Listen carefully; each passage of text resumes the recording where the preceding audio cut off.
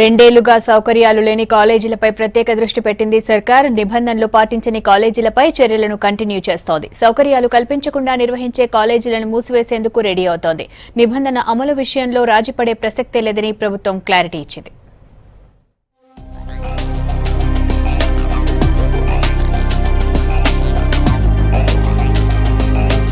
2009 కంటే ముందు రాష్ట్రంలో ఇంజనీరింగ్ విద్యకు క్రేజ్ ఉండేది. ఫీజు రియంబర్స్మెంట్ పథకం ప్రవేశపెట్టిన తర్వాత ఇంజనీరింగ్ స్టడీ వ్యాపారంగా మారింది. పేద విద్యార్థులు కూడా ఉన్నత చదువులు చదువుకోవాలనే ఉద్దేశంతో తీసుకొచ్చిన ఫీజు రియంబర్స్మెంట్ స్కీమ్ తో విచ్చలవిడిగా కాలేజీలు ఏర్పాటయ్యాయి. కోళ్ల ఫారాలను కూడా ఇంజనీరింగ్ కాలేజీలుగా మార్చారనే ఆరోపణలున్నాయి.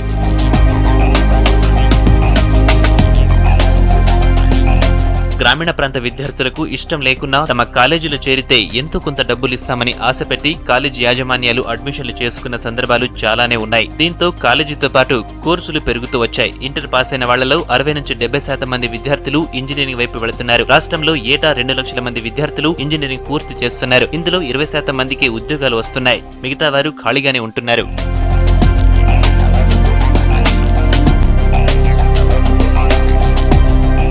ఇంటర్మీడియట్ అర్హత ఉన్న ఉద్యోగాలతో పాటు హోంగార్డ్స్, కానిస్టేబుల్ జాబ్స్ కూడా ఎక్కువ శాతం ఇంజనీరింగ్ విద్యార్థులే పోటీ పడుతున్నారు. అయితే 2 ఏళ్లుగా సౌకర్యాలు లేని కాలేజీలపై ప్రత్యేక దృష్టి పెట్టింది సర్కార్. నిబంధనలు పాటించని కాలేజీలపై ఉక్కుపాదం మోపుతోంది.